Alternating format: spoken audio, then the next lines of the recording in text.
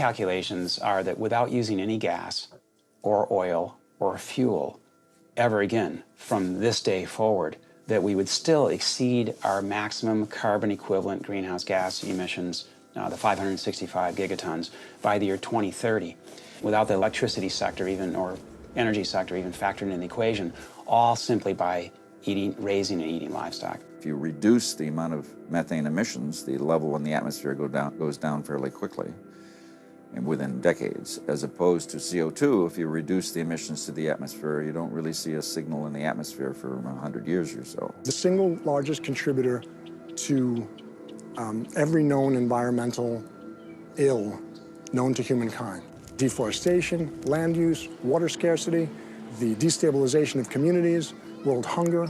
The list doesn't stop. It's an environmental disaster that's being ignored by the very people who should be championing. Free-living animals made up, 10,000 years ago, made up 99% of the biomass. And human beings, we only made up 1% of the biomass. Today, only 10,000 years later, which is really just a fraction of time, we human beings and the animals that we own as property make up 98% of the biomass. And wild, free-living animals make up only 2%. We've basically completely stolen the world, the earth, from free-living animals to use for ourselves and our cows and pigs and chickens and factory farmed fish. And the oceans have been even more devastated. Concerned researchers of the loss of species agree that the primary cause of loss of species on our Earth that we're witnessing is due to overgrazing and habitat loss from livestock production on land, and by overfishing, which I call fishing, in our oceans. And we're in the middle of the largest mass extinction of species in 65 million years. The rainforest is being cut down at the rate of an acre per second. And the driving force behind all of this is animal agriculture, cutting down the forest to graze animals and to grow soybeans. Genetically engineered soybeans to feed to the cows and pigs and chickens and factory farmed fish. 91% of the loss of rainforest in the Amazon area thus far to date, 91% that's been destroyed, is due to raising livestock. The leading cause of environmental destruction is animal agriculture.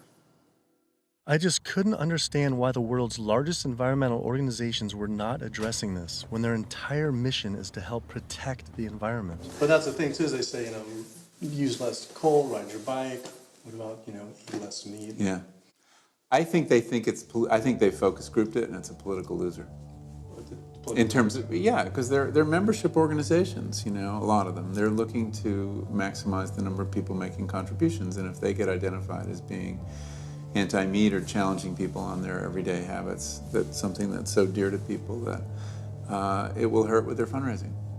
They do not want to address the primary driving cause of environmental devastation, which is animal agriculture, because they're businesses and they want to make sure that they have a reliable source of funding. I went invited to a meeting with Al Gore and some years ago now, and made these methane arguments, and he was really pushed back. And that's just his argument. It's hard enough to get people to think about CO2. Don't confuse them.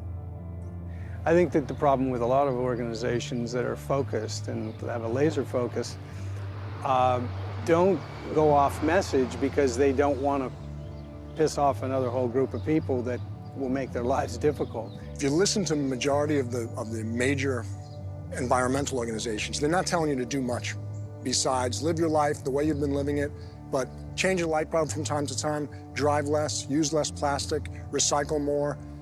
It's better for their fundraising and better for their profile to create a victim and perpetrator sort of plot line.